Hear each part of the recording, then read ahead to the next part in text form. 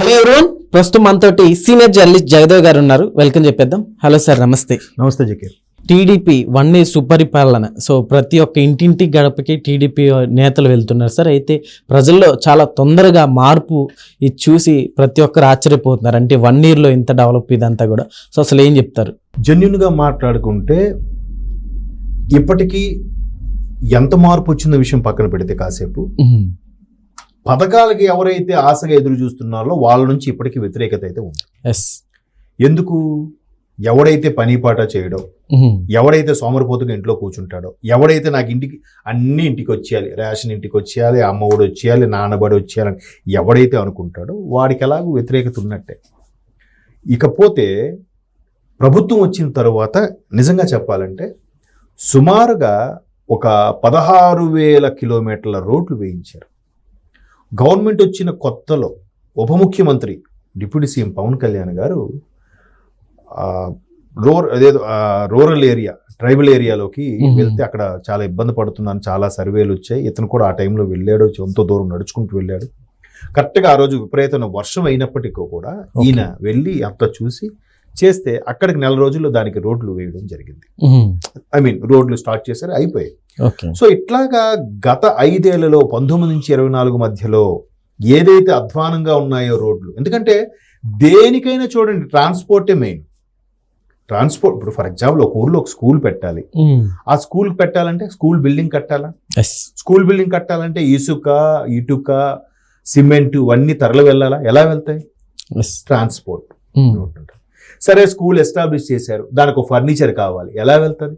Again transport. లేదా ఆ స్కూల్కి మాస్టర్లు వెళ్ళాలి, ట్రాన్స్ఫర్ అయ్యి వెళ్తారు, ఎలా వెళ్తారు?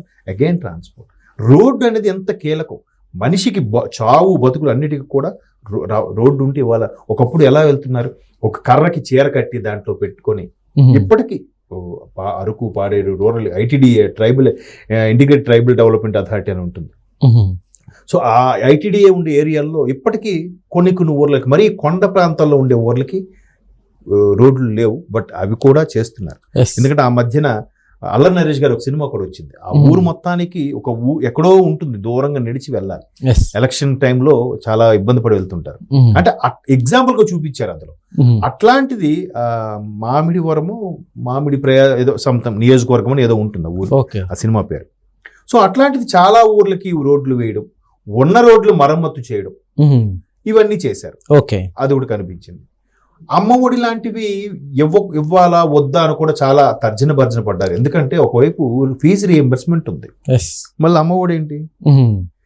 కింద స్థాయి వాటికి అంత ఖర్చు అవసరం లేదు, ఎలిమెంటరీ స్కూల్, హై స్కూల్ వరకు ఏది గవర్నమెంట్ స్కూల్లో చదివి. మరి దీనికి ఎందుకు ఇవ్వడం? అంటే నోటు కింద ప్రభుత్వం డబ్బులు ఇచ్చే అలవాటు చేసింది గత ప్రభుత్వం. ఇప్పుడు వీళ్ళు అది కొనసాగించకపోతే ఎవరైతే ఆ డబ్బులకు ఆశపడి, ఎవరైతే ఆ పథకాలకు ఆశపడి ఉన్నాడో వాళ్ళందరూ కూడా కొంచెం వస్తే బాగుండు అంటే, ఎవరు బాగా పేదరికంలో ఉన్న వాళ్ళు ఆ వస్తే కొంచెం మేము తిండి గింజలకైనా ఉపయోగపడతాయి కానీ ఆలోచించే వాళ్ళు ఉన్నారు. దానివల్ల కొంతమందికి సమకూర్చాల్సి వచ్చింది. ప్రభుత్వం నిర్ణయం తీసుకుంది. గత ప్రభుత్వ హయాంలో 40,000 కుటుంబాలకు ఇస్తే వీళ్ళు 67 కుటుంబాలకు ఇచ్చారు, 67,000 కుటుంబాలకు ఇచ్చారు. మరి అక్కడ సక్సెస్ అయినట్టేగా. సరే పోనీ ఎలాగా అలవాటు చేశారు కాబట్టి అది ఎవరైతే వద్దంటున్నా ఇవ్వడం డిలే చేశారో వాడి నుంచి వ్యతిరేకత వస్తుంది ప్రభుత్వానికి. లేకపోతే ఎందుకు వస్తుంది? ఎందుకు ఇవ్వాలి? ఆల్రెడీ ఫీజు రీఎంబర్స్మెంట్ ఉంది, హయ్యర్ క్లాసెస్కి ఎక్కువ ఖర్చు అవుతుంది. మళ్ళీ ఇదేంటిది అంటే, ఈ విధంగా అలవాటు చేసి ఒరే బాబు మీరు ఏ పని చేయకుండా అన్ని మేమే డబ్బులు ఇస్తాం, అన్ని ఇంటికి తెచ్చి మరీ ఇస్తాం. అంటే మీరు బయటకు వచ్చి ఆ మాత్రం వాకింగ్ కూడా చేయొద్దు, మీరు సోమరపోతులు అలా ఉంటే మేమే తెచ్చిస్తాం అన్నట్టుగా అలవాటు చేశారు. సరే ఇప్పటికీ దానికోసం ఆరాటపడే వాళ్ళు ఉన్నారు, వేరే విషయం. సో అట్లాంటివి చేస్తూ కొన్ని రకాల కంపెనీలు తీసుకొచ్చి నిరుద్యోగుల యొక్క భవితని బాగుండేలా చేయాలనుకోవడం. ఎందుకు? 19 నుంచి లెక్కేసుకుంటే ఇది 2025, 19, 20, 21, 22, 23, 24, 25 7 బ్యాచ్లు రిలీవ్ అయి ఉంటాయి. గ్రాడ్యుయేషన్ కంప్లీట్ అయిన వాళ్ళు 7 బ్యాచ్లు. నాట్ ఓన్లీ గ్రాడ్యుయేషన్, డిప్లొమా కోర్సులు వాళ్ళు, BTech, BE, regular degree, BA, BCom, BSc వాళ్ళు, అందులో రకరకాల గ్రూపులు వాళ్ళు. సంవత్సరానికి యావరేజ్గా 1,00,000 మంది వేసుకోండి, 1,00,000 మంది వేసుకోండి, ఎక్కువ వద్దు. 5 లక్షలు అంటున్నారు కానీ 1,00,000 వేస్తున్నా, సంవత్సరానికి 7 ఏళ్ళు 7 లక్షల మంది నిరుద్యోగులేనా? Yes. ఏది అందరూ పొట్ట చేత పట్టుకొని పక్క రాష్ట్రాలకు వెళ్ళిపోవడం. ఇప్పుడు మెల్లమెల్లగా ఏదైతే అవుతుందో, ఒకవైపు క్యాపిటల్ రీజియన్లో కొన్ని రకాల పనులు జరుగుతున్నాయో అక్కడ కన్స్ట్రక్షన్ సంబంధించిన ఒక సూపర్వైజర్ కావాలి, కన్స్ట్రక్షన్ సంబంధించి ఒక సివిల్ ఇంజనీర్ కావాలి, Yes. కన్స్ట్రక్షన్ సంబంధించి టాపీ మేస్త్రులు కావాలి, కూలీలు కావాలి, అవి లెక్కలు వేసే ఒక అకౌంటెంట్ కావాలి, అవన్నీ చూసుకున్న ఒక సూపర్వైజర్ కావాలి, ఇవన్నీ నడపడానికి ఒక బస్సు కావాలి, ఒక డ్రైవర్ కావాలి, ట్రాక్టర్లు కావాలి, బిల్డోజర్. అవుతుందా? ఎస్ సార్, అవును. అదేమీ లేకుండా క్యాపిటల్ వద్దు, సర్వనాశనం. ఎవరికి పని దొరుకుతుంది? ఎప్పటికి దొరకదు.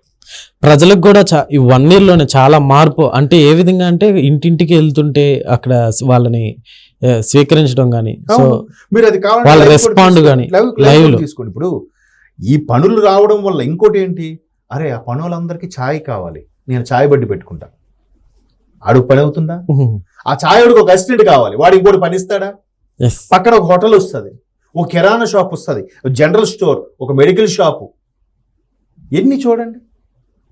అది ఎవరు ఆలోచించరు. బట్ లూలు మాల్ అలాగే చేశారు కదండి.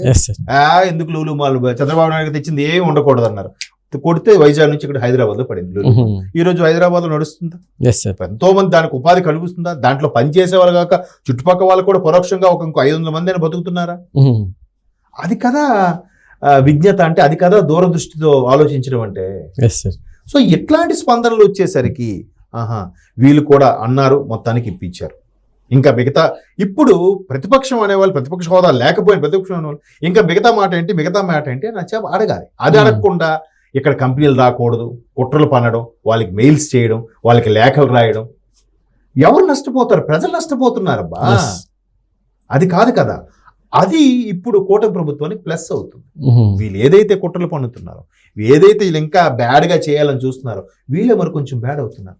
సంస్థలు రావడం వల్ల ఆల్రెడీ ఆ వీధిలో ఏ ఒక్కడికి ఉద్యోగం వచ్చినా, ఒక వీధిలో కంపెనీలు స్టార్ట్ అయ్యాయని అక్కడ స్టార్టింగ్ లో పునాదిరా వేసిన తర్వాత దాంట్లో ఏ ఒక్కడికి ఆ పల్లెలో ఆ వీధిలో వచ్చినా, మరి మొన్నటికి వచ్చిందిరా, మళ్ళీ ఫుల్ ఎస్టాబ్లిష్ అయిపోతే మనకు కూడా వస్తాయరా అనే నమ్మకం కలిగింది కదా. ఆ ఆదరణ ఇప్పుడు ప్రజల్లో ఉంది.